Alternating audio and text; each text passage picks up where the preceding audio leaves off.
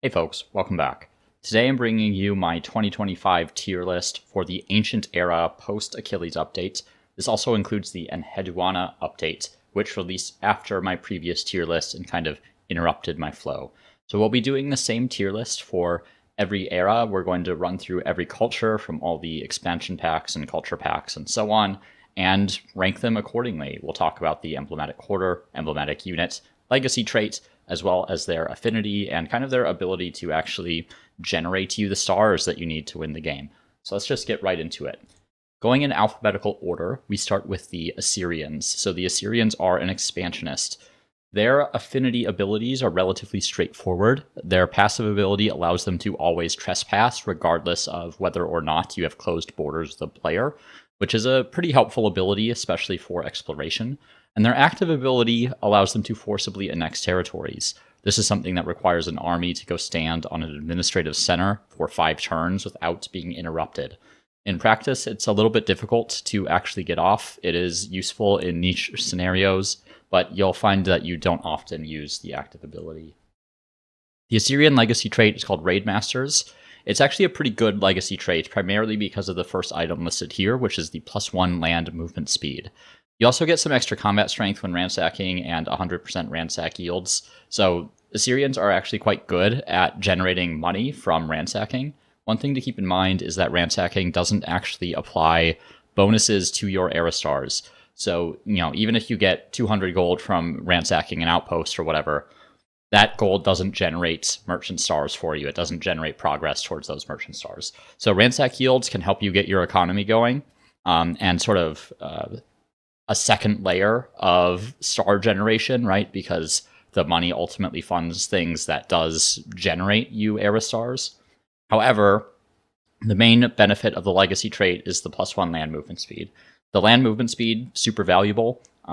Stacks up with the Assyrian legacy or emblematic units quite nicely, which already has a base of 6 movement speed, I believe, and is really applicable throughout the game, because it's both relevant on the battle map as well as on the kind of overland map, and allows you to both position your units strategically and tactically, and really lets you save units and use them more effectively over the course of the entire game. The Assyrian emblematic quarter is also quite nice, so it's the Dunu, and you wouldn't think it's very good based on just the outputs alone, which is just the +3 influence. It does have some extra effects, including some district fortification, some extra combat strength for units on adjacent tiles. It does act as a commons quarter and a garrison for bonuses, but the real key effect here is that it can be purchased on outposts using influence. So you can do the math here, right? So you have +3 influence from your outputs, and you can purchase it on all your territories using influence, right? So you can basically stack up a bunch of Dunus on a bunch of territories that haven't been incorporated into a city, and now you're effectively playing an aesthete. On top of that, this is also stacking with one of the new social policies. It's escaping me what they're called, the civics, that allow you to get an extra +2 influence on your emblematic quarter. So you can get up to +5 influence on the Dunus that you're purchasing. In addition to this, because it acts as both a commons quarter and a garrison, you can actually get one of the civics very early that gives you discount production towards commons quarters or garrisons, and that can actually fuel a commons quarter or garrison strategy going later into the game. And commons quarters now are actually a little bit better than they used to be due to some of the changes in the civics and Humankind. So you can get some extra benefits from getting those commons quarters than you did before the Enheduanna update specifically. So overall, Dunu, pretty good quarter, does serve as a land unit spawn as well, which isn't on here. It really allows you to kind of snowball your territory growth in the same manner that an aesthete can. And then finally, we have the emblematic unit, which is the Assyrian Raiders. So pretty good unit overall. Bit of a high production cost at 90, is the same as an archer, but it does have 21 combat strength, 6 movement. It does require 4 horses, which is a bit of a constraint. It does ignore zones of control. You also get some bonus money when ransacking, which stacks nicely with the legacy trait. So what is really the purpose of the Assyrian Raider? You might look at it and think, well, I can build the Assyrian Raider and I can go ransack a bunch of stuff. And that's true. You'll definitely get some benefit out of that. However, the biggest benefit that you can get from the Assyrian Raider is based on the fact that it is a very first tier tech.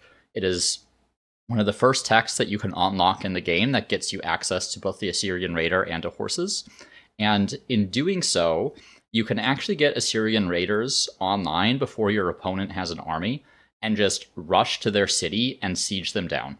And there's nothing they can do about it.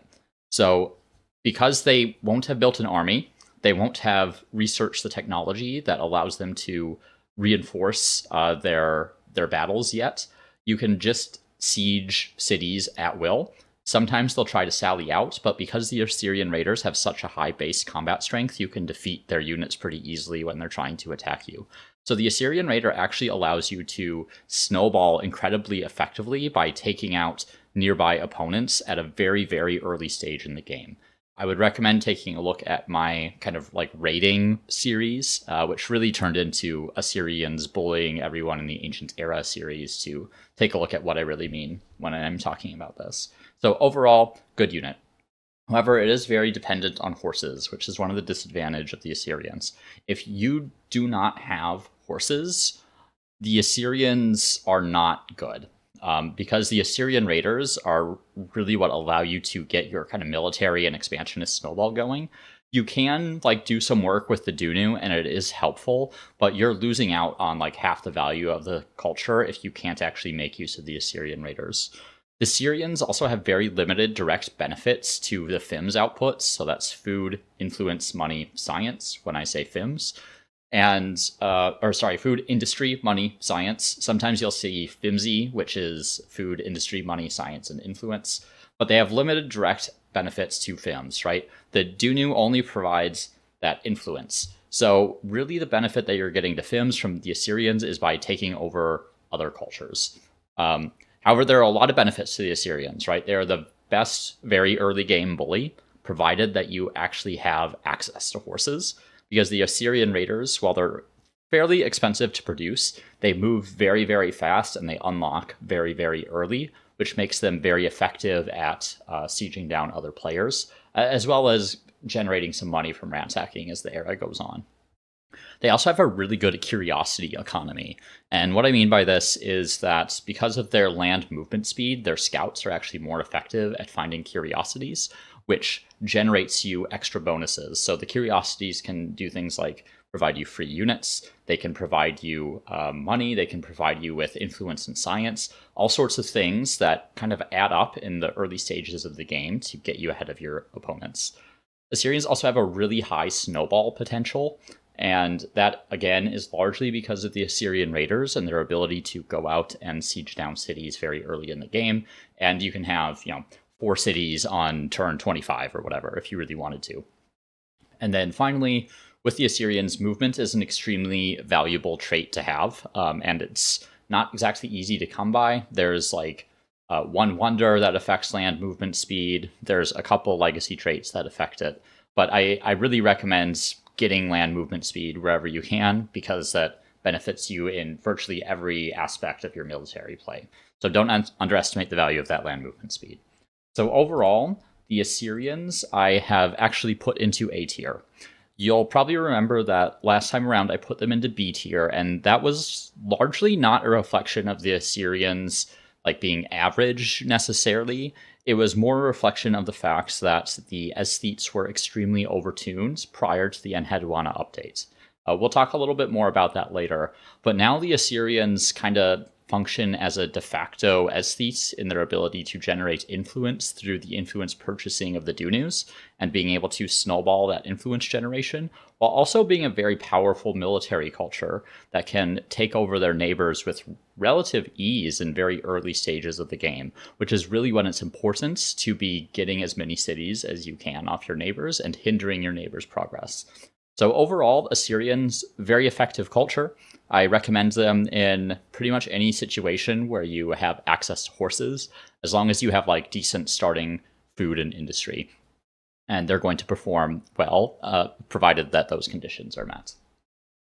So next up, we have the Babylonians, who are a scientist. So the scientists, they can research technologies into the next era. So the Babylonians can research into the classical era. This allows them to do things like do swordsman rushes. So, swordsmen are kind of the key components of your military in the classical era, much stronger than anything you can really get in the ancient era. So the Babylonians can be pretty dangerous just because of this passive ability alone. They also have an active ability where you can click on a city, enable the active ability, and it converts all the industry and money in that city into science, so you can try to blitz down the tech tree a little bit. I generally wouldn't recommend using this in the ancient era because you need all your outputs, especially the industry. Money, I mean, I can understand sacrificing, but it's really hard to get by in the ancient era if you're not building anything, because you're generally constrained to only a handful of cities, so pretty major impacts. This active gets a little bit better as time goes on, and there are some niche situations to use it, but really you're going to benefit from the passive ability, primarily as the Babylonians. So the Babylonian legacy trait, you get +2 science per research technology on capital. It's nothing amazing, so basically after 3 techs, you kind of have the equivalent of 1 researcher in the ancient era. So it does help a little bit, right? Because technology progress is relatively limited in the ancient era. It's primarily constrained by the number of researchers that you have. So even like +6 science can make a pretty big difference in terms of how fast you progress down the tech tree, but it falls off pretty quickly into the game as the tech costs scale up. But it is like a useful little bonus to have to try to get into some of the classical era techs if you're going for some kind of rush, or to get your ancient era techs online a little bit faster. The emblematic quarter, and really the reason to pick the Babylonians, is the astronomy house. So the astronomy house is both a food and science quarter. It gets some extra science per adjacent farmer's quarter, base food, and it provides the big benefit is that it gets +1 science per researcher. So for every slot you have assigned as a researcher, you're going to get 1 extra science for each researcher for each astronomy house that you have in the city. So if you have 3 astronomy houses, that's +3 science for every researcher in your city. Really, really good bonus. And it stays relevant like literally the entire game, because scaling up though the outputs of your population is very important, right? Because your population is going to continue to grow throughout the game. So, at the start, you might only have 4 researchers or whatever, and you might be getting +3 on each of those researchers, which is an additional +12 science, which is pretty good. And later in the game, you might have 20 researchers, and you'll still be getting the +3 science for each researcher. And, their base might be 11 at that point, and you're increasing that by, 17% or something along those lines. So Astronomy House overall is pretty good. It is one of the most relevant quarters for one of the longest periods of time compared to some of the other ancient era emblematic quarters. You also do get a research slot, and it does count as a farmer and research quarter. The actual effect of the Astronomy House is pretty straightforward. One thing to keep in mind is that it is kind of a longer term prospect for the Babylonians. You're generally not going to start with an Astronomy House, because that can leave you pretty short on production. There are some cases if you can get some really, really good food or some really good science adjacency bonuses, but oftentimes you might be starting with like a maker's quarter first, just to get some of your industry online before you go into the astronomy house. Finally, the emblematic unit is Sabusakesti. This is a spearman replacement. It requires quite a bit of copper. It does have a good combat strength at 22, but it does have pretty high production costs and actually has a 3 gold upkeep. It has some additional benefits, the +8 combat strength against mounted units, and +3 combat strength when standing on a friendly district. So it's a pretty defensive unit. It can succeed on the offense just because it has a pretty high base combat strength. But overall, what you'll find is that because the Babylonians can research into the classical era, you're pretty much just going to be building swordsmen instead of the Sabusakesti, because the swordsmen have a pretty big difference in terms of their combat strength. I think they have like a base of 26 or 27, something along those lines. And you can just build those instead, and they're a similar production cost. So the Sabusakesti kind of makes itself obsolete pretty quickly due to the nature of the culture that it is attached to. Maybe there's a situation where you're like facing up against Carthage or something where you want this unit because of the extra combat strength against mounted units. But generally speaking, the Sabusakesti gets outdated within a few turns of having unlocked it. The resource requirement is also pretty steep. 5 copper can be a little challenging to get on the timeline that the Sabusakesti would actually be useful in. And the pretty high upkeep cost makes it like a little difficult to actually maintain in your army, given the relatively low amount of money that you're going to be generating in the ancient era. So overall, Babylonians are a really good like mid to long-term growth and science culture. The astronomy house providing the food and science makes them relevant for most of the game, one of the best scaling astronomy houses. And perhaps an overlooked benefit of the Babylonians is actually the impact that it has on the AI, which is that you don't have to fight AI Babylon, which is always a huge pain in the ass because they will typically have swordsmen on like turn 25. So if you pick the Babylonians, you don't have to fight super early game swordsmen, so that can make life a little bit easier. There is a major disadvantage to the Babylonians, and the major disadvantage, I would say, is that they're very slow to ramp up because the astronomy house providing like barely any extra food and kind of being a longer term prospect in terms of science means that they don't have any particular benefits to actually getting start up compared to a lot of the other cultures in the ancient era. So again, slow ramp time, high potential, but it takes a long time to get there. Their emblematic unit is also very expensive, and it becomes obsolete very quickly just because of the Babylonian scientist affinity.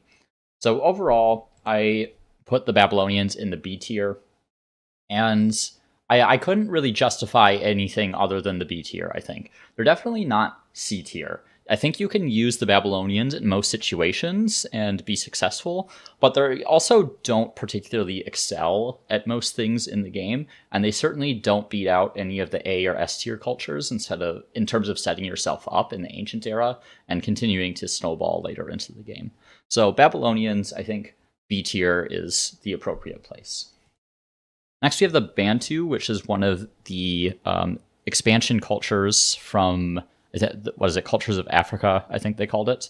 They're another expansionist, and we already discussed this with the Assyrians, so we don't need to discuss that part again. However, they have the legacy trait Harmonious Amalgamation, so they get extra influence per number of adjacent empires on a territory. So if you have a territory that's just like in the middle of a continent, and it's surrounded by 4 other empires, you're going to get +8 influence on that territory. This can be useful. I find in practice that due to the way that cultures tend to spawn, you're usually not going to get more than +2 or maybe +4 on any given territory. And oftentimes you won't be generating any influence because really you want to be securing your territories against your opponents and not having every single territory be vulnerable via a border with an opponent. So this can be good, and it does synergize a little bit with the emblematic quarter, which I'll talk about here. So the Mupia Fields is an outpost replacement, and it provides +10 food on adjacent cities. So Mupia Fields isn't constrained actually by providing food to any one city. It actually provides food to all adjacent cities, regardless of the number of cities that you have. So you could theoretically have 4 adjacent cities to one Mupia field, and every single one of those cities is going to get +10 food. Alternatively, right, you could have one city with 8 adjacent Mupia fields, and they're going to get +80 food, right, on that one city.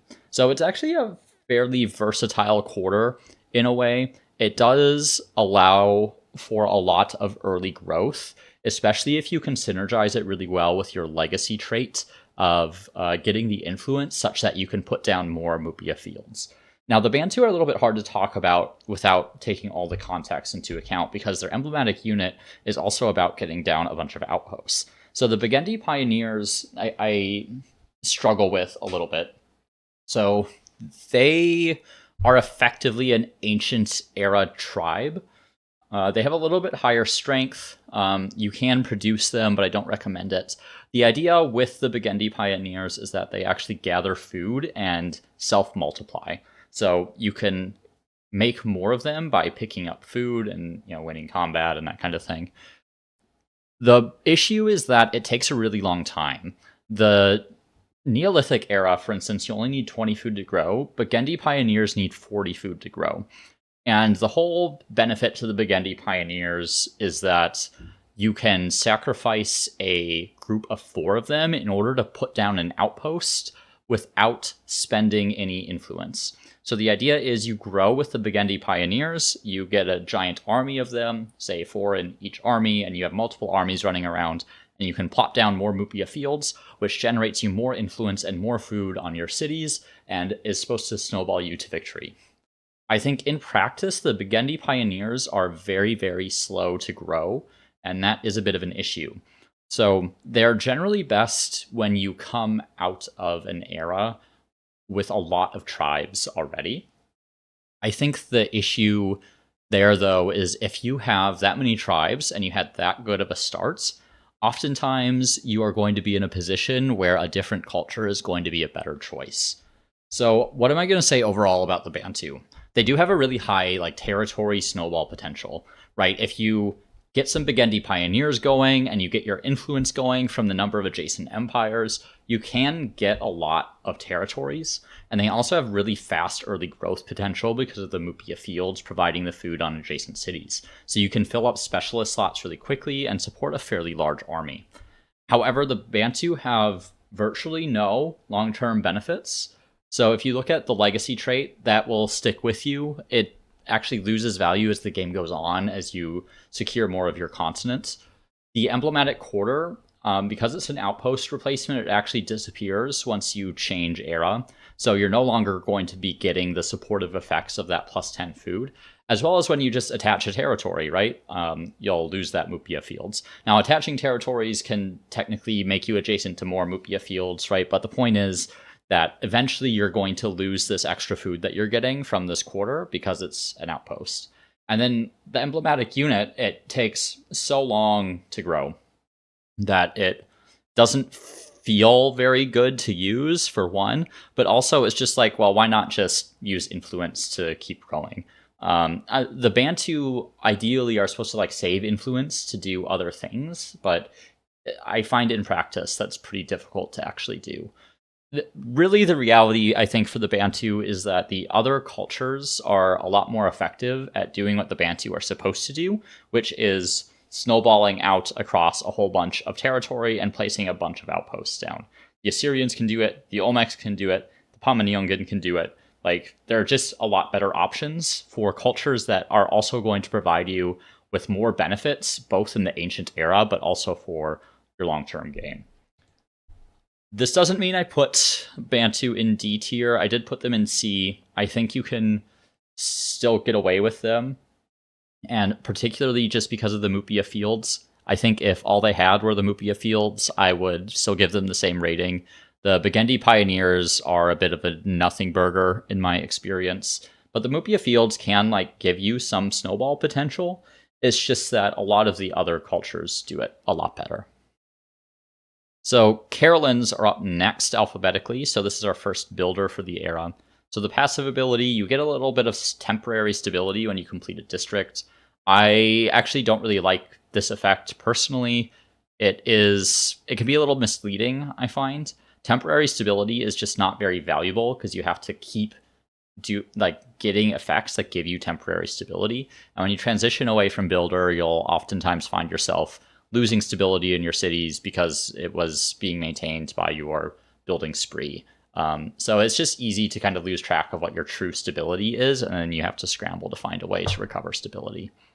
They do have the active ability, so you can set a city to land raiser, and this converts money and science to industry. This is very similar to the scientist affinity active ability, where they convert industry and money to science.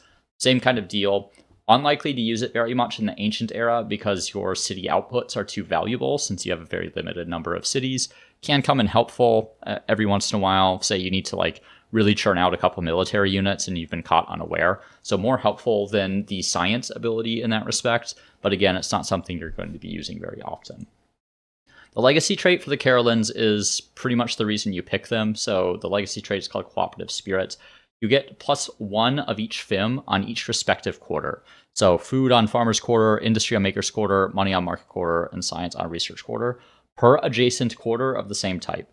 So this should be fairly obvious what the game plan is here, right? Is to just do more of the same, which is stacking up same type quarters next to each other. And they're going to get a tremendous amount of benefit from doing so, right? So if you have 2 adjacent industry quarters, right, you're going to get an extra industry on each of those quarters. If you have 3 adjacent makers quarters, you're going to get an extra 2 industry on each of those quarters. That's +6. If you have 4, right, in like a little diamond, I guess, you're going to get +3 on each of those quarters. So that's an additional 12 industry. So you can kind of see where this is going, right, and how this is going to scale up pretty well over the course of the game. So, at the top end of this, I think it's +6 you could get on each quarter, which is like the equivalent of having several copies of a luxury resource of the respective type. So it's a really good, like, long-term legacy trait. The problem is that in the ancient era, when you don't really have any quarters and it takes you a long time to build the quarters, the cooperative spirit legacy trait basically doesn't do anything for you, and you won't really start realizing the benefits of the legacy traits until much later in the game. So the emblematic quarter for the Caralans is the ceremonial plaza. It gets extra faith per adjacent district. It does exploit all FIMs, including adjacent coastal water and lake tiles, so that's nice. It can be placed sort of separate from your city's center, but it has to be next to coastal water or a lake. So in practice, the actual constraints on placing this are pretty high because it needs to have water access, basically. And it doesn't really benefit from adjacency to anything aside from the extra faith, which is fine. I do find that most of the time I wish I had something else as an emblematic quarter, just because the requirements to place it next to coastal water or lake are just too constraining, and wish I had some other quarter, because the actual benefits that this provides are relatively limited. If you have some really, really good coastal terrain, I think you could get away with this. If you have, like, settled on one side of the territory and there's a river on the other that's adjacent to a lake and that sort of thing, then you could get away with this. But generally the ceremonial plaza is kind of expensive and it doesn't do a lot compared to just building a normal quarter. So my opinion of the ceremonial plaza is not very high. And I think I can say the same thing about the emblematic unit, which is the healer. Basically, this is a lower melee strength unit, so it's 16, I think, compared to the 18 of the warrior. Same production costs and population and upkeep and all that. The main effect is that it provides health regeneration outside of friendly territories to all units in the army. I basically have 2 issues with this. So the first is that although the healer provides health regen, because it's taking up a unit slot with lower strength, your forces are actually going to take more damage overall, because your combat strength difference is going to be larger compared to your opponents. So your healer would have to be, like, standing in the front line to kind of block units from accessing your archers, but they have lower strength, so they're going to take more damage, which also means you need to be able to cycle more units in to block compared to a situation where you just had a warrior or some other kind of melee emblematic unit. So you heal more, but you're also going to take more damage. The other big problem with the healer in the ancient era is that because there's so much open land, you can basically just put an outpost down and heal. It's very easy to do, and I do it with relative frequency. So, you've fought a battle, you're a little bit ways away from an enemy city, but there's an open territory, just plop an outpost down. It does cost influence, but you want territory anyway. So plop your outpost down, you can pay to heal even if you want, and then head right back in. So the healers are just a little bit redundant to me, and they don't work very well with actually what you need to do in the ancient era. So overall, Caralans probably have high late game potential, probably the highest late game potential of any of the ancient era cultures, but they have virtually no impactful early bonuses. Cooperative Spirit takes a long time to get going. Ceremonial Plaza is extremely restricted, so it's hard to really take advantage of the fact that it exploits all outputs.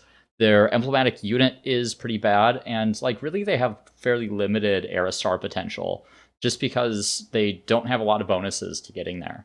So I find them fairly difficult to play, just because it's kind of like playing a neutral culture in a way where you don't really have a lot until you get later in the game. So I didn't put them in D tier. I did put them in C tier just because they're so slow to get going and because their bonuses aren't really conducive to setting yourself up in the ancient era. It's a longer term play and often one that I don't think pays off compared to most of the other cultures in the era. So this brings us to the Egyptians, and they are another builder. We've talked about this a little bit already. So let's go into the legacy trait, which is one of the best in the game, probably. So Grand Planners gives you +1 industry on tile producing industry. So say you have a forest that's being exploited, it has a base of, I don't know, 2 production or whatever. This legacy trait adds 1 industry on the tile producing that industry. So this applies both to exploitations as well as to districts, which is part of what makes it so good. It also applies, from the moment you pick the Egyptians, which means even like your very first city center has quite a bit more industry than other comparable cities from the get-go. So it's a very effective bonus that applies right away in the game. But not only that, you have a discounted district industry cost. So you have more industry and it takes you less overall industry to build districts. So you can really kind of snowball out of control with industry on the Egyptians, exclusively due to the legacy traits. Honestly, the Egyptian legacy trait is probably enough to justify A tier by itself. However, the emblematic quarter also exists for the Egyptians. So the Egyptian pyramid gives you just some extra base industry. You get additional industry per adjacent maker's quarter. You get a tiny little bit of influence. It's not much, but every little bit helps. And just like a maker's quarter, it exploits industry and you get a worker slot. Overall, the Egyptian pyramid is just a souped up maker's quarter. And that's perfect because maker's quarters is exactly what you want in the ancient era in order to produce everything else more effectively. So the Egyptian pyramid, nothing fancy, but it does exactly what it's supposed to do. And you'll want to build these as many as possible all over the place. And then finally, we have the emblematic unit, and the emblematic unit is not as good as it used to be. It does have a strength of 22, pretty high movement of 6 because it's a chariot unit, and 3 range. However, it's a very high production cost unit at 180. However, the Egyptians can kind of afford that, but it does have like pretty constrictive resource requirements of 8 horses and 5 copper. So it can be challenging to secure all the resources that you need. And if you don't have those thresholds, then the Markabata is even more expensive to produce. It can move after making an attack, which makes it a very good skirmisher unit. Reduce combat strength against melee attacks, which is fine.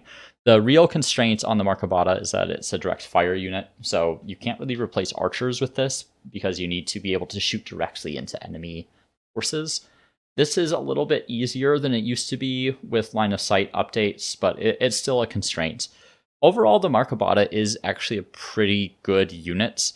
It does come pretty late in the era, though. Wheel is not like a core tech that you're going to be going for most of the time. And you can make do with just archers and warriors as the Egyptians because you're able to produce them so effectively. So Markabata, I think it's best to think of it as like a very late ancient era units and a pretty like early classical era unit, if that makes sense. And they can kind of be effective throughout the classical era as well.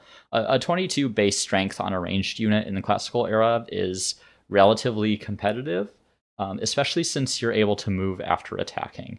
So I tend to think of the Markabata more of a classical era unit rather than ancient. So it's a little bit longer term payoff. So overall, the Egyptians, they have really high mid to late game potential and even like early game potential, right? Because of the legacy trait, the extra industry, the reduced district industry costs, all very, very good, relevant for the entire game. The Markabata is a good EU. It's just slow to get out, but it is relevant into the later game, and particularly the classic era. And then, like I said, excellent legacy traits, and the bonuses are just effective for the entire game. The Egyptians, though, do have a bit of a slow start due to the limited population and influence growth. And these two are kind of tied together.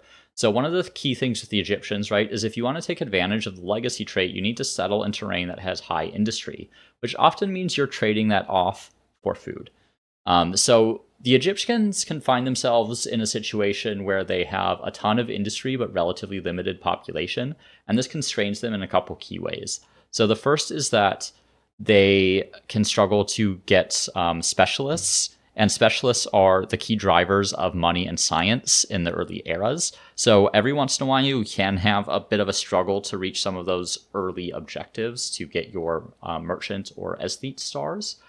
And influence growth is also kind of limited, partly due to the population issue. And that's because population also generates influence, right? So if you are at high stability in a city, each population generates +2 influence. And if you're at medium stability, each population generates 1 influence. Unlike some other cultures, though, the Egyptians can kind of build themselves out of that disadvantage, right? They have so much industry that they can build agriculture quarters faster than other cultures in the era. So, take that for what it's worth. They do have a way to kind of head off one of their disadvantages in a way that a lot of other cultures don't. Their emblematic unit is kind of late and relatively expensive. That is a big disadvantage. Due to your industry, you can generally produce enough units pretty quickly that isn't that much of a constraint, but it is worth noting. And then finally, something I didn't talk about is that there's a really bad emblematic unit upgrade path. I think the only thing they upgrade into in the following era is the Garamantes unique unit, and then following that, the Bulgarian unique unit. And then I don't think they upgrade to anything until Industrial with the Dragoon.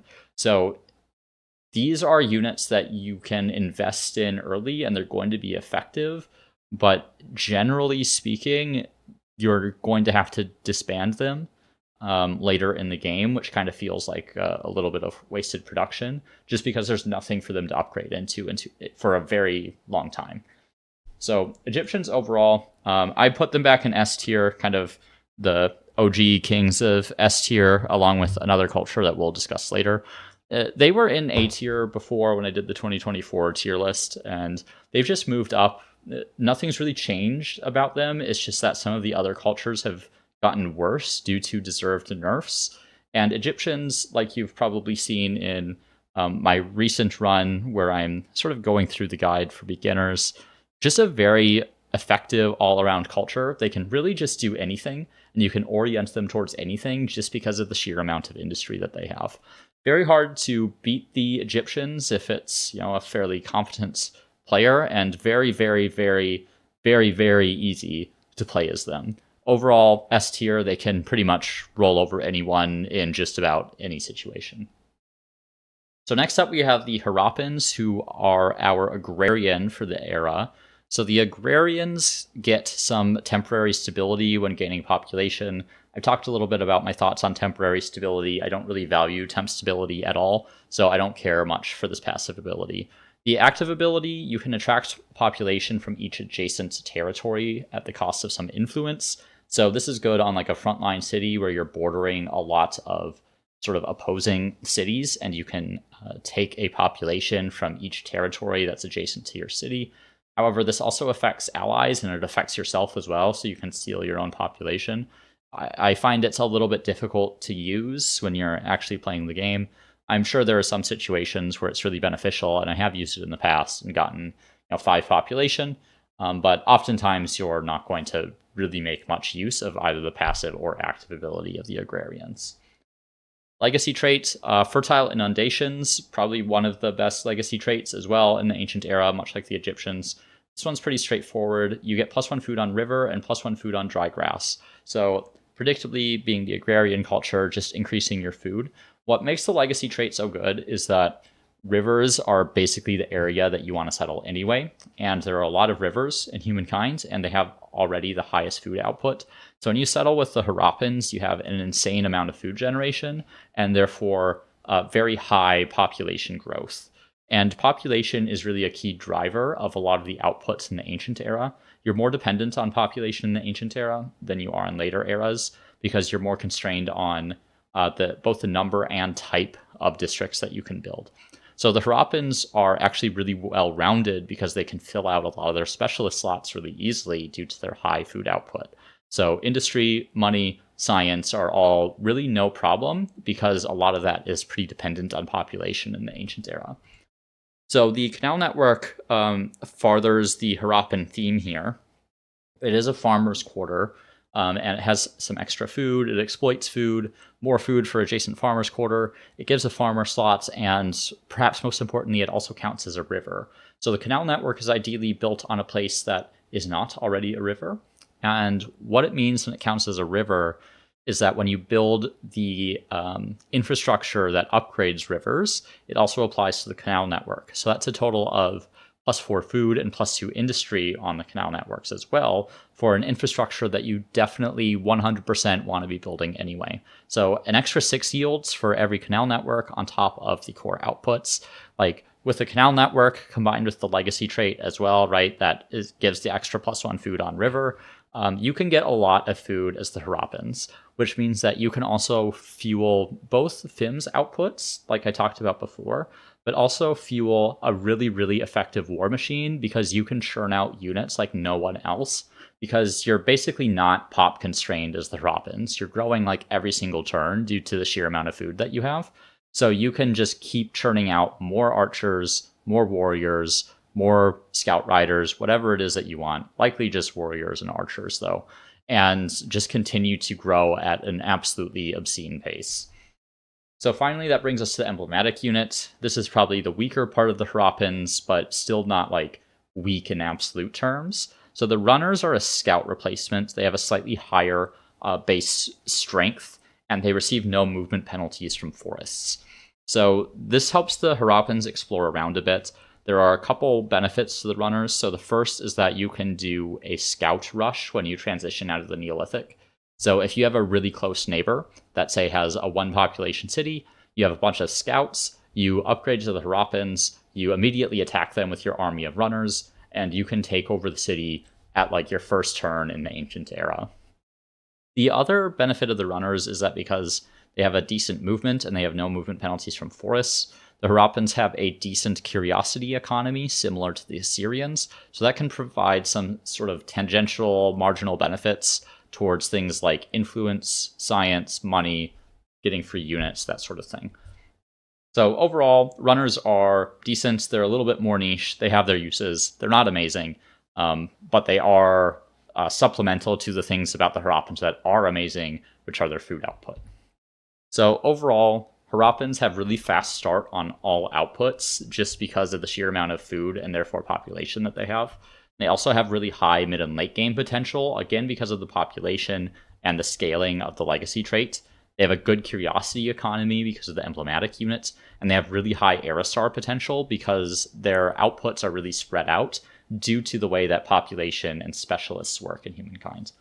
The main disadvantage, really the only disadvantage of the Harappans, is that it really, really requires rivers in your territory to be extremely effective. This is a little bit less true than perhaps it might have been before, but rivers are really the key driver of the Harappan success. Good rivers are available in virtually every single game that you're going to play in Humankind, but every once in a while you're going to get a spawn where you don't have any rivers, and I don't recommend playing the Harappans in those situations. But most of the time, really, the Harappans don't have any serious drawbacks other than not having a competitive emblematic unit, but that is something that's easily overcome just through sheer quantity that the Harappans can produce. So this is probably pretty predictable, but the Harappans are the other S-tier culture alongside the Egyptians. In the ancient era, the simplicity is really the name of the game, and just like base flat increases to food and industry are kind of king, and set you up for a really successful full game as you progress down into the classical and medieval eras. So this brings us to the Hittites, who are our first militarist. So the Hittites have a passive ability plus 30 war support equilibrium values. So normally, war support sits at 50. If you play a militarist, they sit at 80. So if you have no grievances or anything, you're going to work your way back up to 80, which makes it a lot easier to declare war. They also have the active ability to raise a militia army in a city, and it costs some population. So these are their home guard units, so it's just the levies in the ancient era. It can be kind of useful every once in a while. Some people actually use this as a means to relocate population between cities, because you can take your militia and raise them in one city, move them to a different city, and then disband them to get the population back. Overall, the Active ability for militarists isn't particularly useful until the industrial, when the militia become ranged units. And even then, it's kind of niche, and you're probably not going to use that a lot in single player. So the legacy trait for the Hittites have undergone some changes. They've retained the +1 combat strength on units. The second part of the legacy trait has been in the game for a while, but has perhaps changed some people's minds a little bit about the Hittites. So basically, you get +20 of all the FIMs on each owned city per occupied city. So what does that mean? If I have one city, I'm at war, and I have taken over another player's city, and I am occupying it, I get +20 food, industry, money, and science on my one city. If I have two cities, and I have occupied one city during war, I get +20 of each of those outputs on both cities. So I get +40 of all four outputs, right? So that's a total of +160 of those outputs. If I have two cities, and I have occupied two cities, I'm now getting, 320 of those outputs, right? Because I have effectively doubled those outputs on both of my cities. So this actually makes Hittites very effective at playing catch-up, basically. So you take over a city, and now you have a whole bunch of outputs on the cities that you already possess, and it allows you to really rapidly grow your population, advance down the tech tree, build up more units, or build up more infrastructure or districts or what have you, and catch up to the other players. And I say catch up, and that's because the Hittites don't actually have any real mechanisms of getting ahead. You're kind of always playing catch up with the Hittites, and let's talk about the emblematic quarter, because this is like one of the key drivers of this. So the Awori is an outpost replacement, does provide you a little bit of extra money, and the main effect that you're interested in here is that it can be used as a land unit spawn for neighboring cities. So you don't have to have the territory attached to your city. You can have it adjacent to your city and just spawn units there. So it enables kind of the Hittites to rush kind of effectively by spawning units further forward without the need for a garrison. It also provides some health regen on units, which is tangentially helpful. Really, the main benefit of the Awori is the land spawn. And then finally, we have the emblematic unit, which is the Gigir or Jigir. I'm not really sure how this one's pronounced. It is a chariot unit melee, has pretty high base combat strength, pretty heavy resource requirements on horses and copper. The main sort of effect on this thing is that when the Jigir attacks, the attacked units can't move next turn. It also has additional combat strength when it's attacking units that it doesn't start adjacent to. So basically, if you like move at least one tile away, you'll get a little bit of extra combat strength. It also can't climb fortifications like any mounted unit. I should have mentioned this on like the Markabata and the Assyrian Raider as well. But it gives it a more limited role in sieges, which is something you're going to be doing a lot of, especially since this comes into the game so late. It's pretty relevant here because you kind of just have to like sit outside the walls with it, as you're not building battering rams the vast majority of the time. So overall, it's a good unit for field battles, a lot more limited use in sieges. It does come late though, and it's very expensive to produce. So overall, Hittites, they're kind of an odd one. They have really high snowball potential and like a good legacy trait.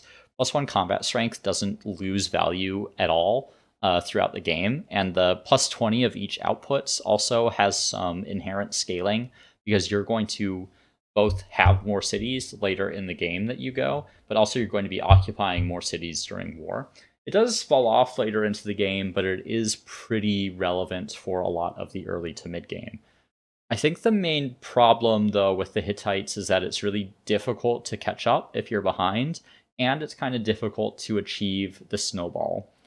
And why is that? The Hittites don't have any real benefits to like getting going.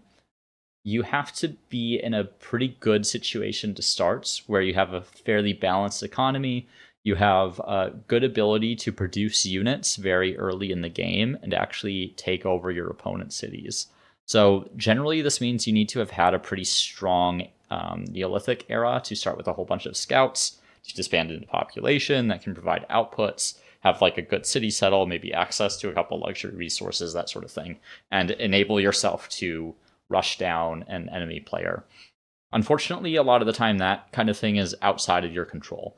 And that's why the snowball is pretty hard to achieve with them, is their only real benefit to getting that snowball going is that +1 combat strength on units and the ability to use the Awari as the land unit spawn, right? But compare that to someone like the Egyptians, who right out the gate have industry benefits, right? So that they can produce units more effectively, or the Harappans, who have extra food that allow them to distribute population across a variety of outputs and sustain a larger army, or like the Assyrians, who get access to a very powerful unit from the very first tech they research. So the Hittites, like, if you can get the snowball going, it can be very strong. It's just unnecessarily difficult for them to achieve compared to a lot of the other cultures in the game. So I don't think that they warrant a D tier. It's just that the use case for them is pretty limited, and if you fall behind, you're going to struggle a lot to catch up. And it's pretty easy to fall behind with the Hittites. So that's why I'm putting them in C tier. Next up, we have the Mycenaeans, who are a competing militarist. We won't go over the affinity bonus again, but we will go into the legacy trait. So the legacy trait gives a reduction in unit industry cost and 25 experience on creating units. So the unit industry cost reduction is really nice. I mean, a 1/5 reduction in cost for the entire rest of the game on all military units is quite strong, right? It's going to make you very effective at producing units. So it's a bit of an indirect industry buff, right? As a militarist, you're going to be producing a lot of units pretty early, as the Mycenaeans, most likely. So it just improves the effectiveness of your existing industry.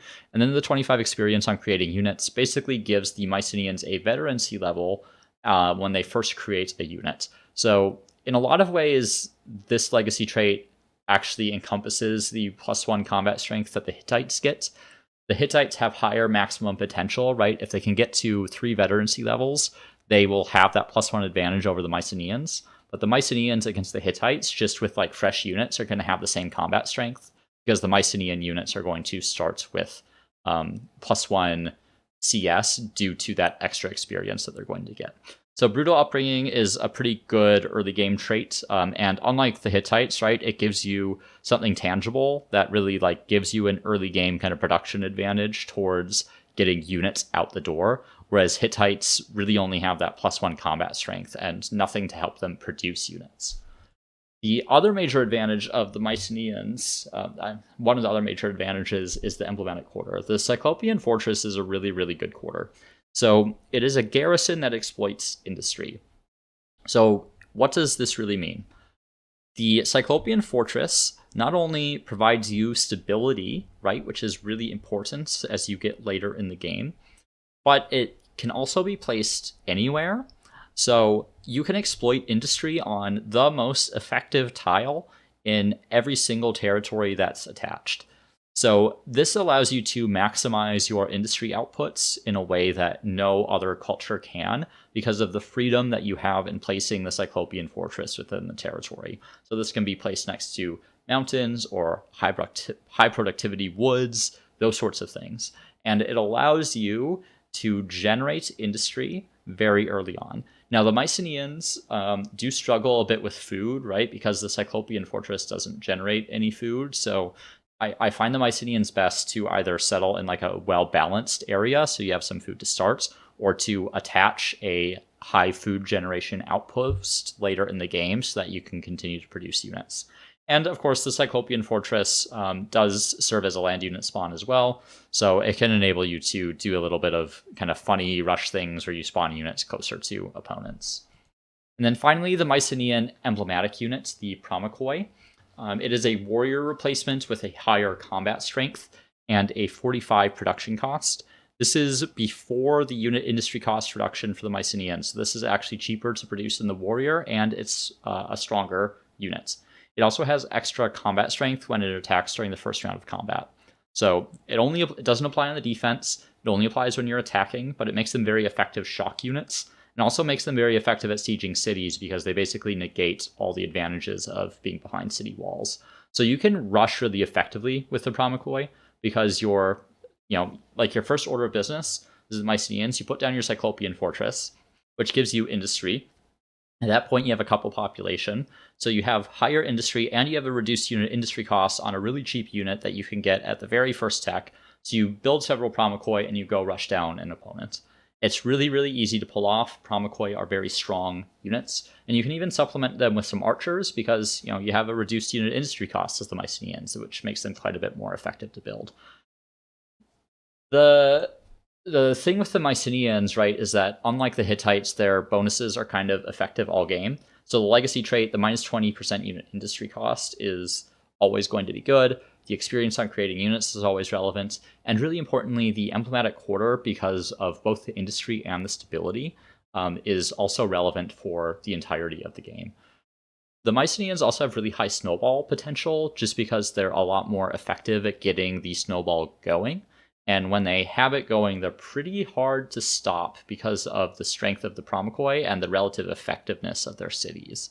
And, like I've said before, both their emblematic unit and emblematic quarter are a decent bit above average for the era. They're both really solid units and quarter, respectively, and you're going to make extensive use of them in the ancient era. The main disadvantages is that they do struggle with population growth. The Mycenaeans will also pretty frequently be in a situation where they can only maintain a pretty limited number of population in their cities. So you have to kind of have an elite army. However, in the ancient era, it's often better to have an elite army, especially before you have the technology that allows armies to reinforce. If you have 4 Pama-Nyungan at that point, there's basically nothing in the era that can beat you.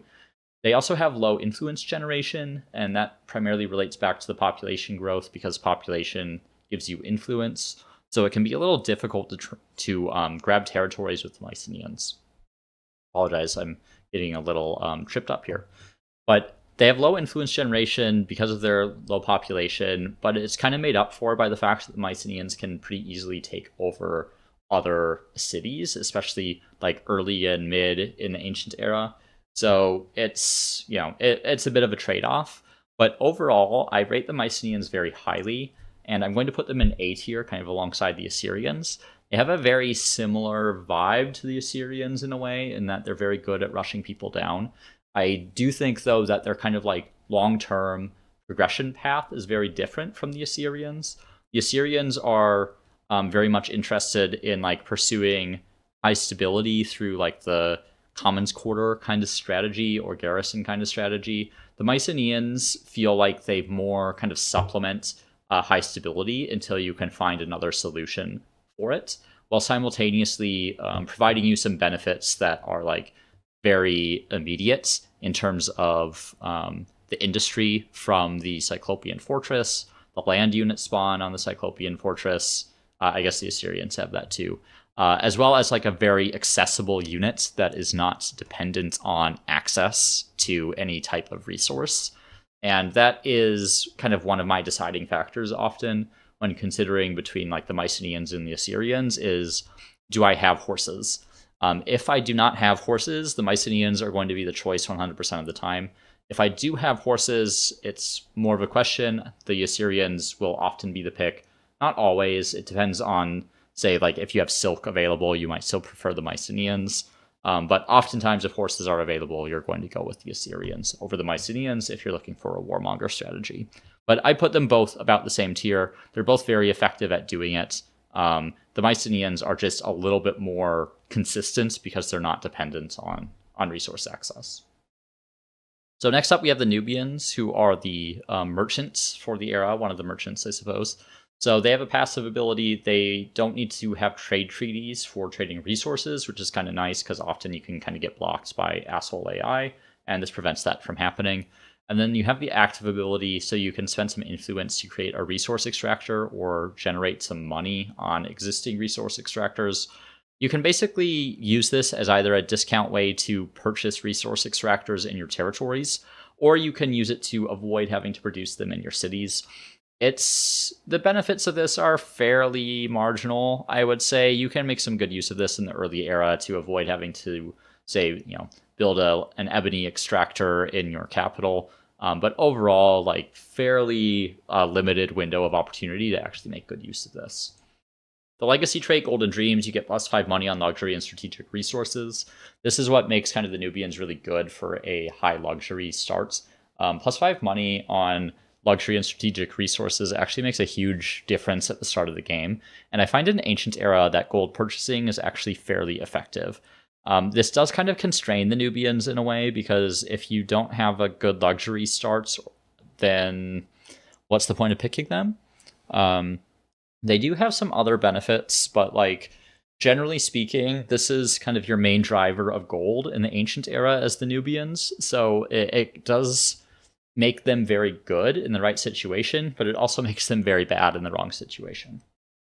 Let's talk about their emblematic quarter, though, which is the Merle Pyramids. And the Merle Pyramids are a pretty well-balanced quarter because they exploit both money and industry, and they count as a maker's quarter and as a market.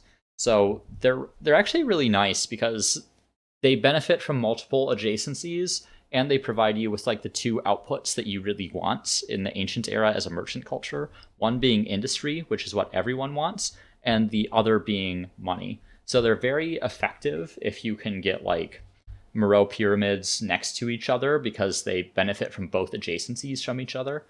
So like getting areas where territories are adjacent to two other territories and stacking your Merle pyramids in there can be really useful. They're also pretty good adjacent to luxury resources because of the market quarter benefits from being adjacent to luxuries.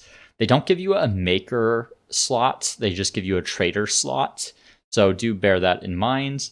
But overall, Merle pyramids, pretty good. I would even maybe rate them slightly better than the Egyptian pyramids, just because they are better at providing outputs. So yeah, overall, good quarter.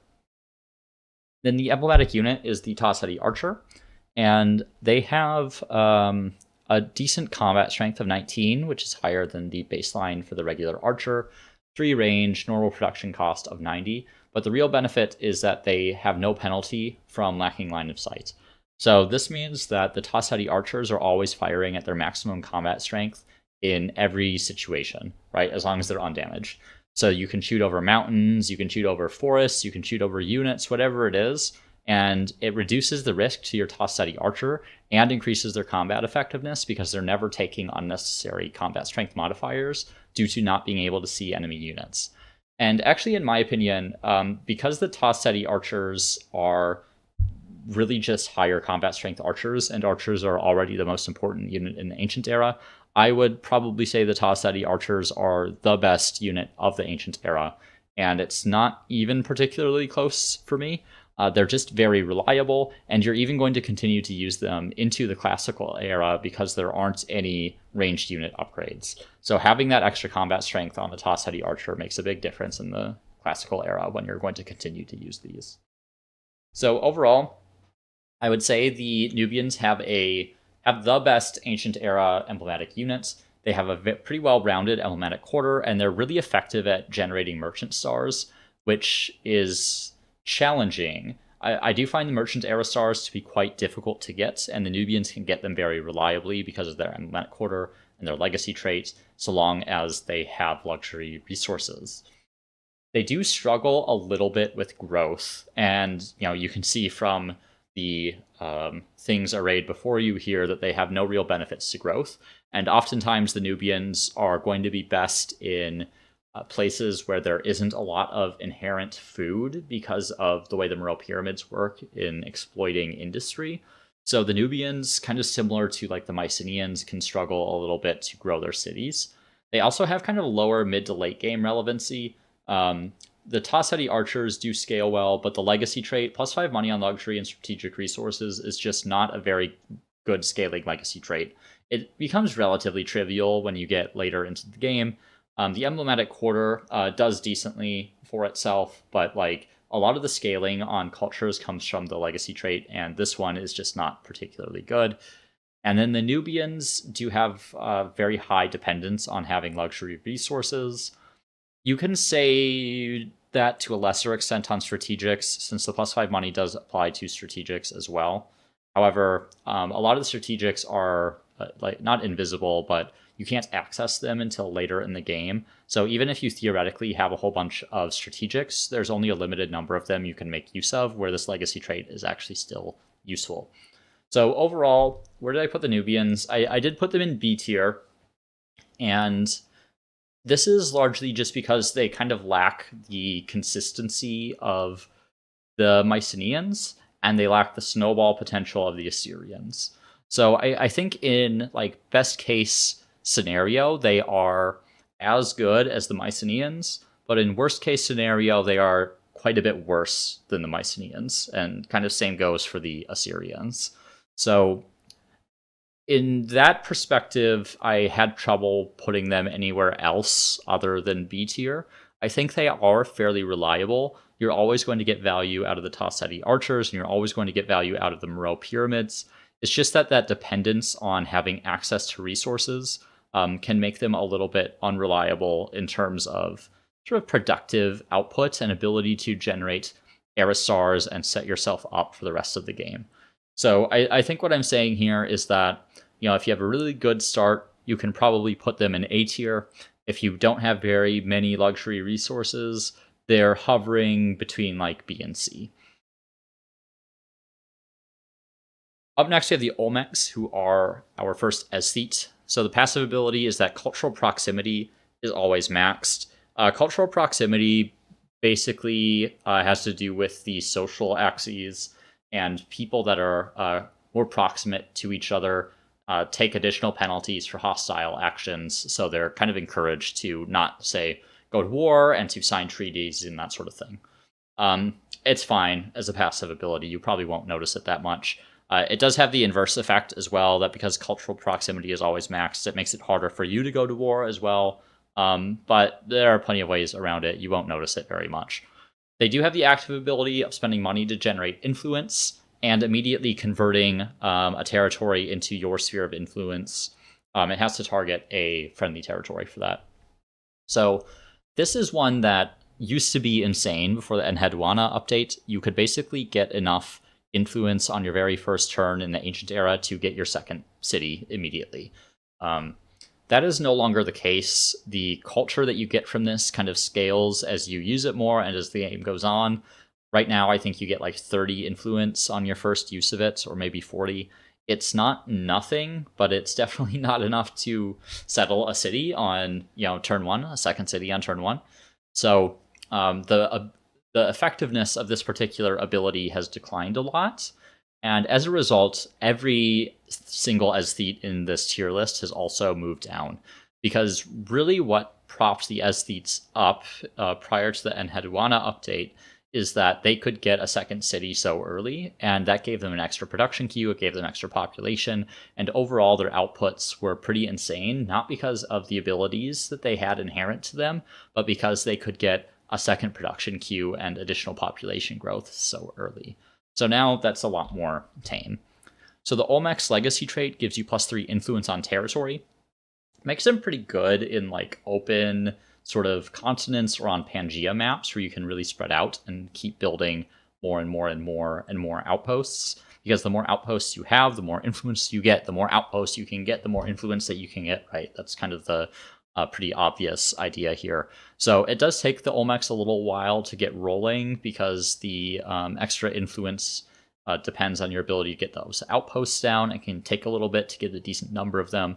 But even at like the start of the game, you're going to be getting like an extra 6 or 8 or a 6 or 9 influence from this legacy trait. So, overall, it does support expansion relatively rapidly. The Olmec head is, I would say, a middling quarter. It is basically just a farmer's quarter that gets some extra food and gives you +1 influence. Overall, farmer's quarters, I struggle to justify a lot of the time until you have a decent amount of industry and you need to start filling out some of your specialist slots. So this one, just giving you 1 extra influence and some food. You do get extra influence per adjacent farmer's quarter, but if you're like investing in farmer's quarters this early in the game, that's going to be a problem for you. Really, you need to be investing in industry and in units and in infrastructure. Infrastructure is just a lot more cost efficient in terms of producing food, especially if you've settled on a river, which you should have been doing. Accidentally set off my watch there. So the Olmec head is just hard to use sometimes, and often you're not going to get a lot of benefit out of this extra influence per adjacent farmer quarter just because it's difficult to justify building them in the first place. So Olmec head, it's fine. You're going to build them. It's not like a bad quarter. It's just a little bit more challenging, less consistent than some of the other quarters. The emblematic unit is the javelin thrower. It has a 20 strength, I believe, and it has a 2 range and is a direct fire unit, which actually isn't noticed here or noted here. It does have +6 combat strength on forest tiles. So this unit used to be a lot worse because it prevented the Olmecs from making archers. Thankfully now the Olmecs don't have to choose. They can make both javelin throwers and archers. And the way that line of sight works has actually been improved in a way that javelin throwers benefit, that they can sort of shoot not over units, but they can shoot through gaps in unit positions so that it makes it a lot easier for them to target units. They're not that much stronger than archers, and they're more limited because of the range, but they are still kind of worthwhile to have because they do have that extra combat strength, right? And the extra CS on forest tiles is a little, I don't know, it's a little situation specific. You will make good use of it sometimes. There are plenty of forest tiles, but again, it's not something that you have necessarily a lot of control over because a lot of the battles are going to be focused around cities. So if you're playing defensively and you have forests, I mean, sure, build some javelin throwers, or you're attacking someone and they have forests nearby, sure, make some javelin throwers. But again, it's something that you can't control the direction of. It's just something that you kind of passively react to. So you'll build a few of these, and I don't know, I'd call them a pretty average emblematic unit for the era. So overall, the Olmecs have very good territory snowball potential, largely just due to the legacy trait where you get that +3 influence on territory. Kind of similar to the Assyrians, except you don't have to invest any influence beyond settling the outposts in order to start generating influence back. So you have a lot of ability to secure luxury resources, to secure front lines against opposing players, and eventually get online some extra cities, partly due to the active ability of aesthetes, but also due to the legacy traits. And again, because of the legacy trait, they have pretty high influence generation.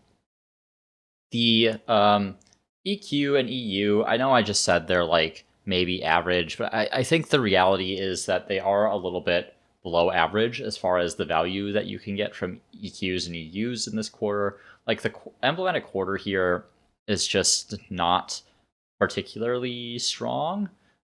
You might compare it maybe to the Harappan emblematic quarter, but the Harappan emblematic quarter has a really good benefit of also counting as a river that the Olmec head does not. So I don't rate the Olmec head very highly, especially since this extra influence per adjacent farmer quarter is just not particularly impactful, and oftentimes you won't really make use of it at all. And then the javelin thrower is fine. It's just difficult to make use of the one thing that really gives it a major advantage over archers, which is that +6 CS on forest tiles. The Olmecs bonuses are also less relevant mid and late game. It doesn't scale very well. The extra influence on territory is still nice to have, but the Olmec head is not a particularly good scaling emblematic quarter. The legacy trait +3 influence on territory is great for the ancient era, but is barely noticeable once you get later in the game. And then the emblematic unit upgrade path is also pretty limited, so it can be hard to take advantage of the javelin throwers, both in the era in which you get them, but also they're limited to, I think, noble javelineers in the following era, and then after that, I don't know if they upgrade again until the early modern. So limited path there, kind of similar to the Markabata, and you might end up kind of disbanding this unit later. So overall, I did put Olmecs in the B tier, which is a decent fall from previously, largely because of the change to the aesthete cultures. The main thing with the Olmecs really is their legacy trait and their ability to get their territory snowball going, and that's really the main reason that they're in B tier. Everything else about them is kind of but their ability to secure all those outposts and to get cities online earlier than some other cultures is really what puts them in B tier, and I'm not sure there's too much else to say about them. So let's move on to the Pama-Nyungan, who are another aesthete, so we won't talk about the ability.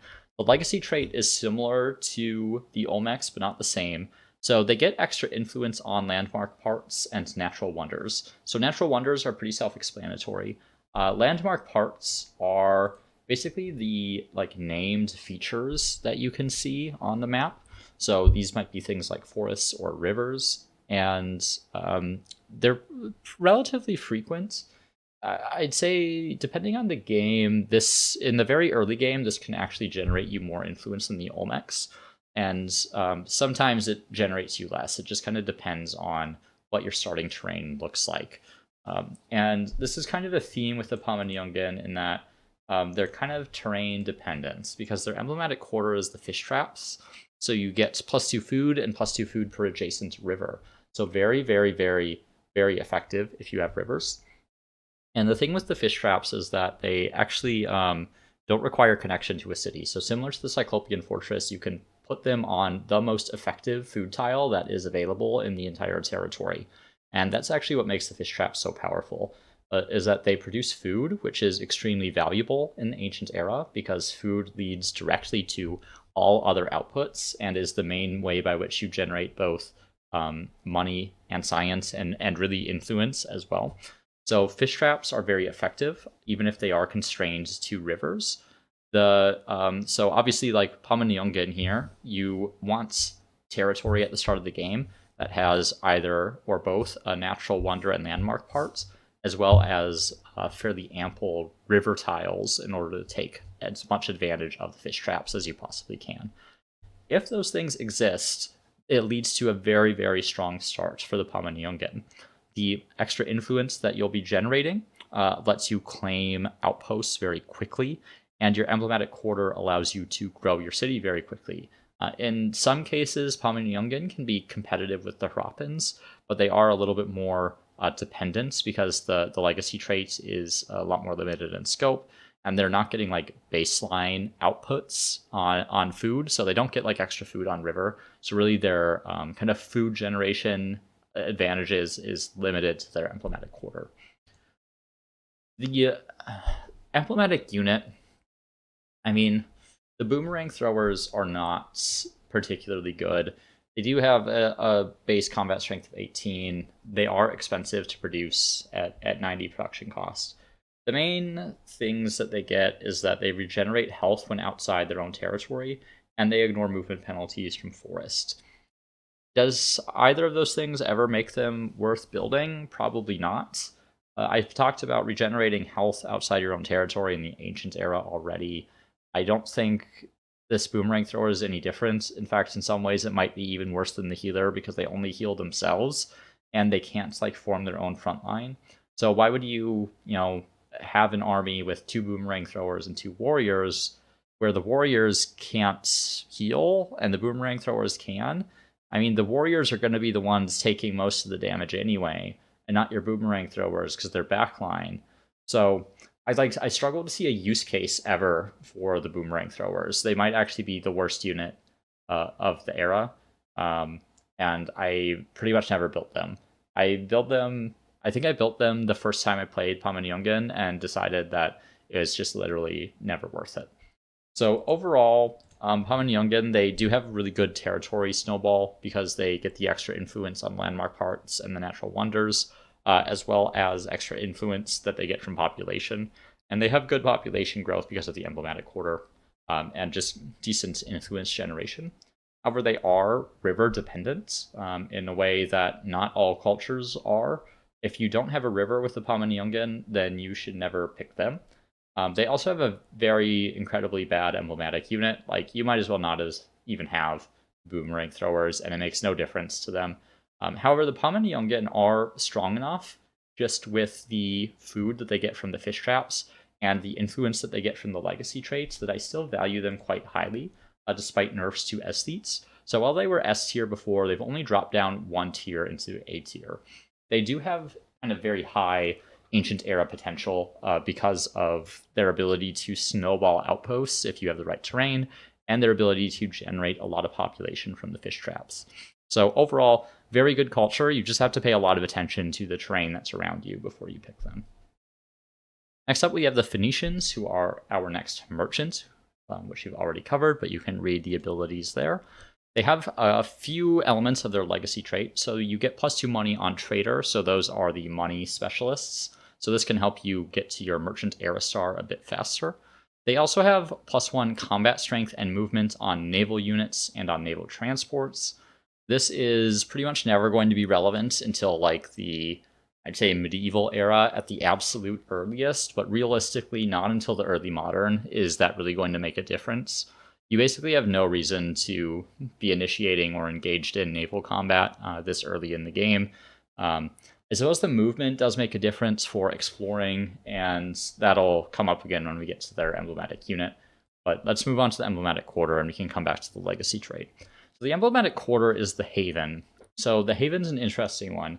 It gets 2 money per adjacent coastal water and lake, and it exploits all the FIMs on the water. It does count as a farmer and maker's quarter, gives trader and farmer slots, and it benefits from harbor effects.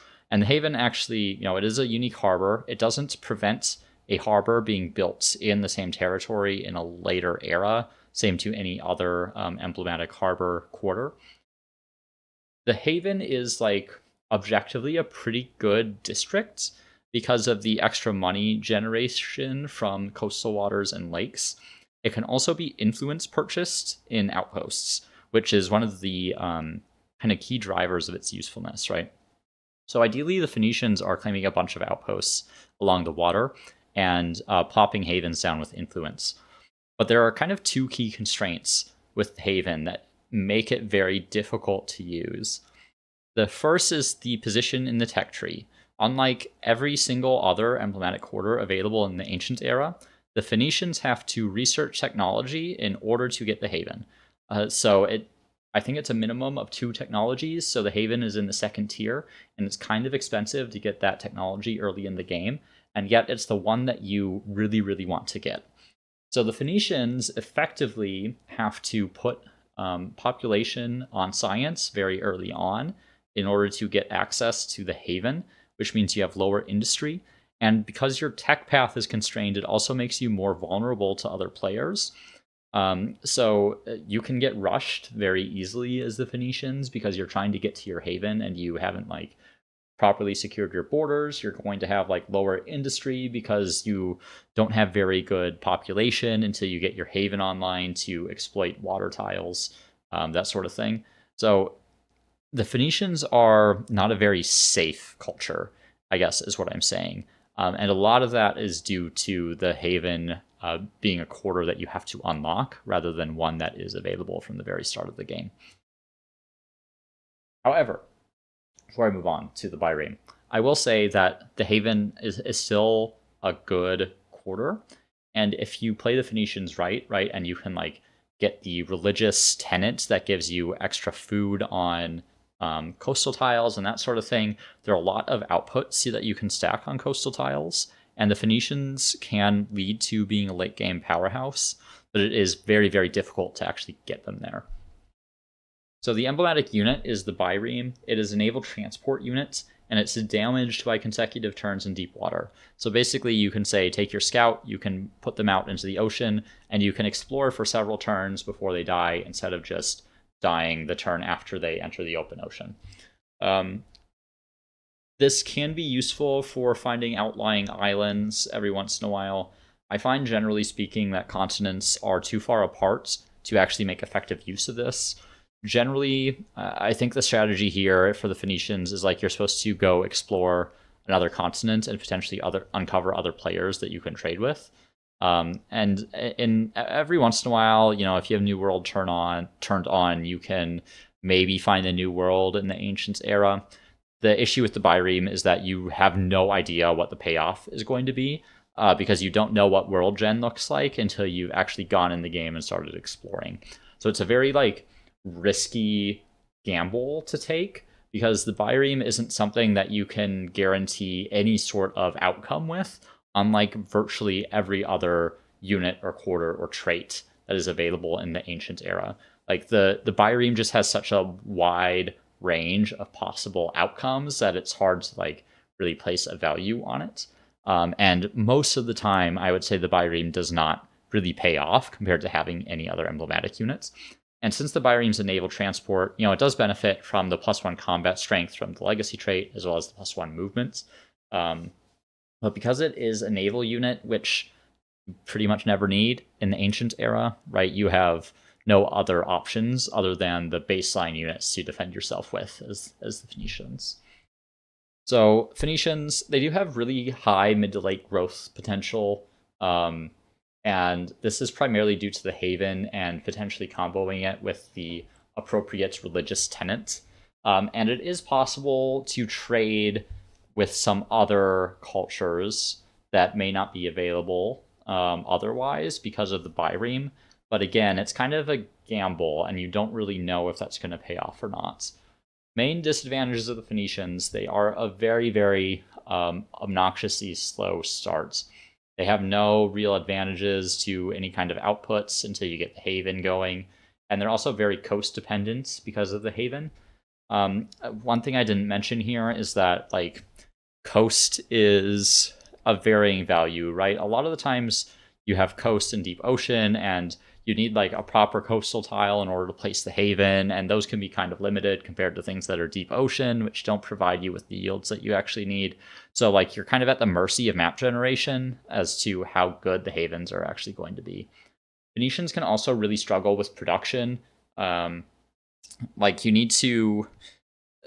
Part of the trade-off with Phoenicians is that you need to be in a high growth area at the start so that you can assign people to science and actually get the Haven. But you also need industry because the Haven is, as a harbor, I think one of the highest sort of baseline costs of any quarter.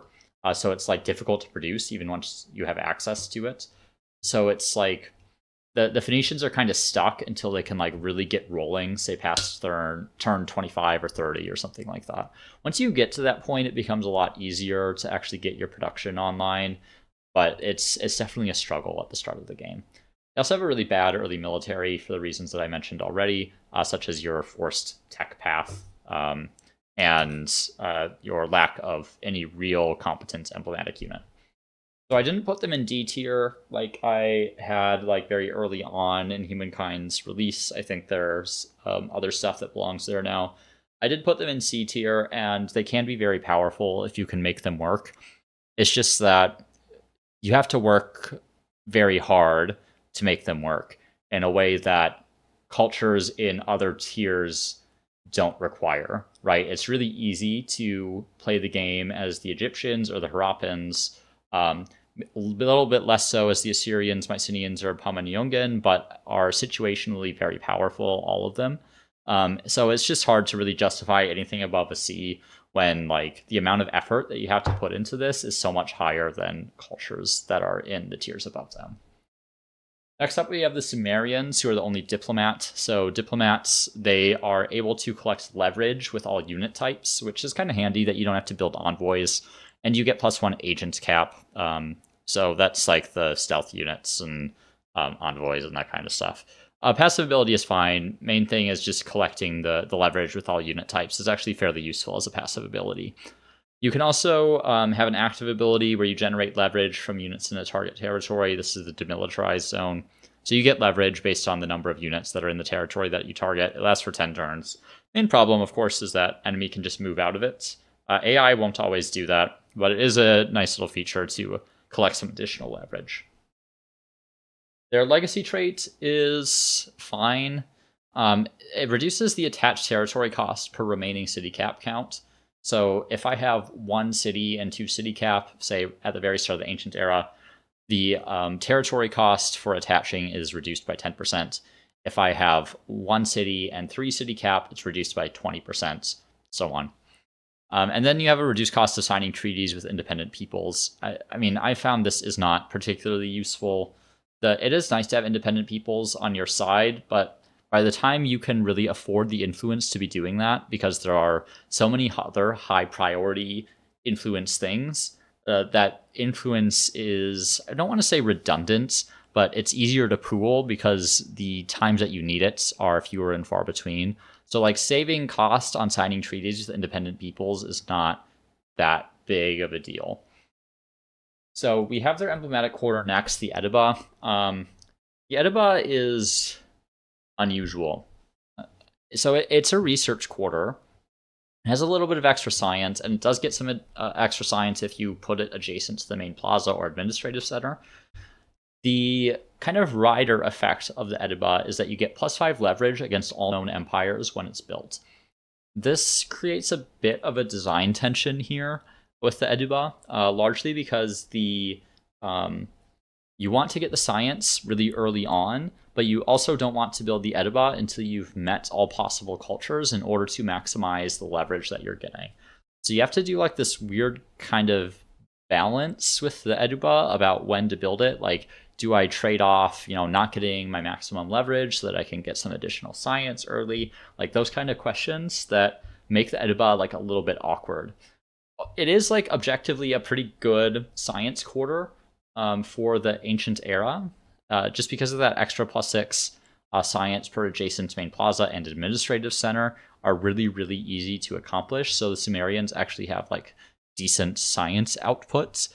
But leverage is not like a particularly useful resource in and of itself, other than getting diplomat era stars.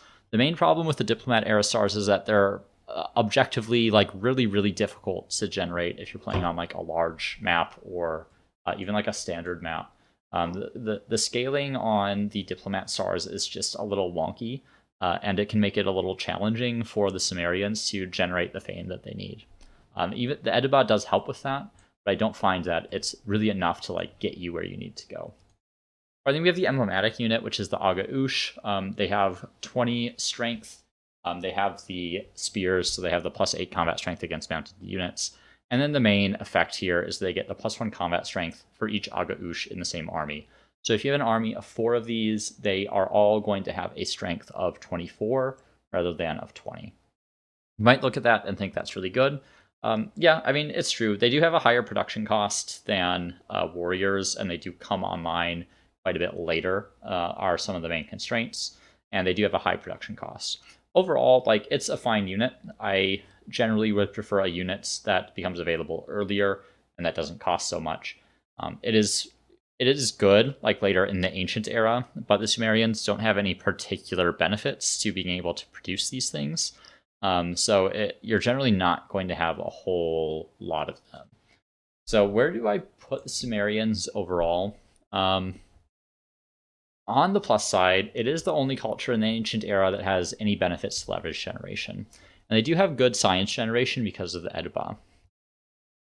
There are just a lot of disadvantages here. The first is not really a Sumerian's fault. It's just that the diplomacy stars are way too difficult to generate depending on your map size. And there's only so much that you can really do about that. Even with the Ediba, you're going to struggle to get all the stars that you want. They also have an incredibly slow start. They have no benefits to growth or to industry.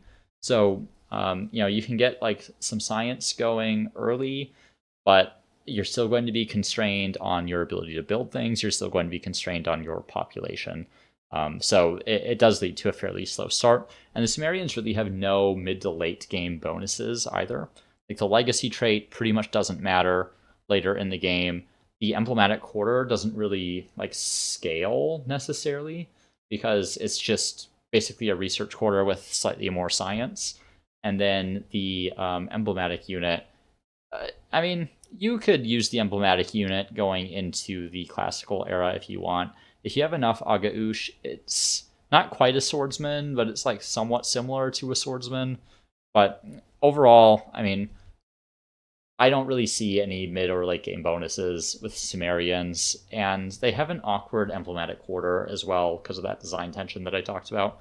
The thing with Sumerians, right, ultimately is that diplomatic favor is not non-diplomatic favor. That is Civilization 7. Leverage is just not very important to winning the game. So, like, having a culture where a lot of your benefits are kind of centered around generating leverage just doesn't provide a lot of value to your gameplay overall. Virtually every other era star provides you with a better effect, right? Or like makes you invest in better things. So if I want my builder stars, I want a lot of industry, right? Which makes my cities more useful at doing everything else. And same kind of with food and to a lesser extent money as well. Science you also need, it's more like middling tier, but the Edba, it's like, I don't know. Sumerians feel like a discount Babylon to me in a lot of ways. I think any time that I am going to take the Sumerians, I would actually prefer to take the Babylonians because the Eduba is like the one point that really stands out in terms of getting the leverage. It's just that leverage kind of sucks. So take that for what it's worth. It might be a little harsh, but I do place the Sumerians in the D tier. There's no scenario in which I feel like the Sumerians are a stronger option than literally any other culture in the era. I just don't see any, right? Like every single other culture provides you with an opportunity to take advantage of some kind of niche or some kind of like very, very common occurrence, right? So like Harappans with rivers, or like, Hittites can even take advantage of a certain rush niche if they have the right setup. The Sumerians like don't really have any particular benefits to making your game go your way, and that's the main problem with them, is that there's no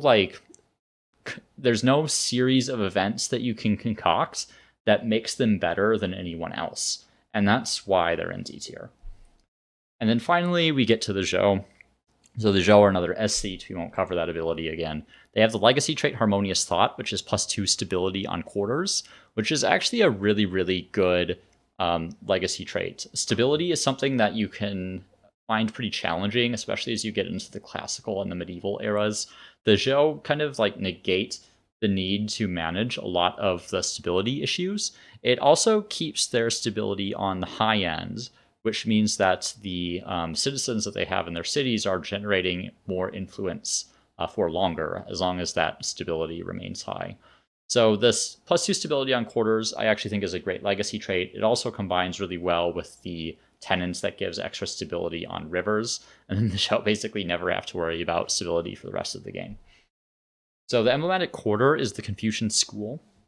You get extra science and influence, but the main thing here is the +4 science and +1 influence per adjacent mountain, as well as +8 stability. So the Confucian school makes the Zhou very dependent on mountainous terrain.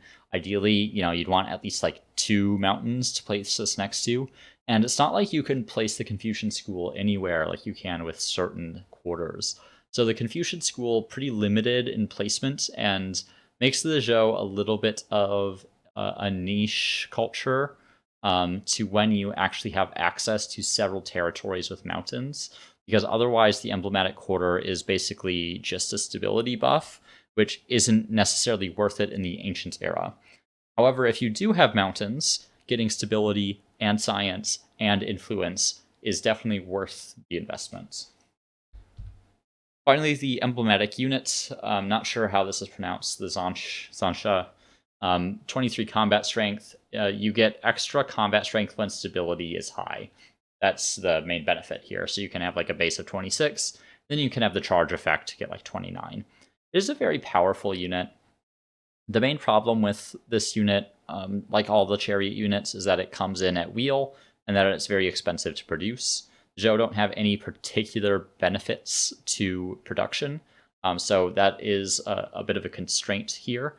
However, they do have an advantage over some of the other chariot cultures in that because of the Confucian school, they have some extra science to play with. So they can get to the wheel earlier, which makes their emblematic unit a bit more feasible to use because it's not just like one of the last texts that you unlock. You can kind of rush for it in a feasible way to unlock it and actually make use of it on the battlefield. But it does still have the same constraints as a lot of the other chariot units. So overall with the Zhou, really, really good stability bonuses. It does set you up for the rest of the game, basically, as far as stability goes. Harmonious Thought is a really, really good long-term legacy trait. And even in like the short term, in the kind of the end of the ancient era and going into the classical era, you're really going to notice the effect of that LT. They also have pretty good science bonuses from their emblematic quarter. It's just, as you'll see on the first negative here, there's just really high terrain dependence for the Zhou. So if you're, trying to select the Zhou in flat lands, you're not going to have a good time, right? You need to have mountains in order to make them effective. They also have a pretty late emblematic unit, as we just discussed.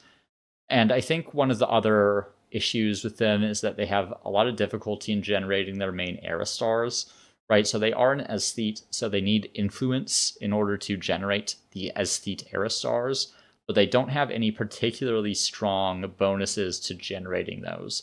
So a Confucian school that has 2 adjacent mountains, for instance, is only +2 influence. It's not very much, right? Like if you compare this to, say, the Olmecs or the Pama-Nyungan, who have a much larger bonus to influence generation, kind of depending on the given situation. So the Zhou do have like an indirect bonus because they can maintain a high stability, but it's not like they have any great population either. They have no food benefits. So influence is like kind of middling as far as the Zhou are concerned. They want it because they're an aesthete, but are pretty constrained in how they actually generate it. So overall, I did put them in the B tier. I value them, probably about the same as the Olmecs overall. It's just that in situations where they're good, they're probably better than the other B tier cultures, maybe aside from Nubians. And then when they're in a bad situation, primarily when you don't have any mountains or a very limited number of mountains, they're not very good. I would probably put them in C. Even the stability alone definitely saves them from the D tier, but the stability alone also isn't enough to like really propel them up the charts either. Pretty average culture overall. You can have some good games with them if you get the right terrain. It's just that the terrain dependence really limits them. And even if they do have really good terrain, they're still not necessarily going to perform any better than any of the cultures that are in the tier above them. So that is the final list. Appreciate you all sort of sitting through this with me, talking about the different cultures and their relative advantages and disadvantages. Let me know if you have any questions about this. We did end up with something pretty close to a normal distribution here, which is kind of the intention. But, let me know if you disagree with any of the assessments or want to provide any additional context. There's really only so much that I can talk about, right? I am sort of time constrained. I could theoretically do this for 5 hours or whatever, but my voice can only take so much. And there's always more context to add to this conversation. So I encourage that to happen. If you're interested, I am also going to be producing some additional tier lists. This one really just serves as an update to the 2024 tier list because there were so many changes to the aesthetes, and that kind of threw me off my production schedule a little bit. But we will be coming back with the classical era tier list in not so long, and hopefully we can get that out in the next few weeks, and we'll have some more cultures to discuss. So really want to thank you all for tuning in. Appreciate you being here, and I'll see you soon.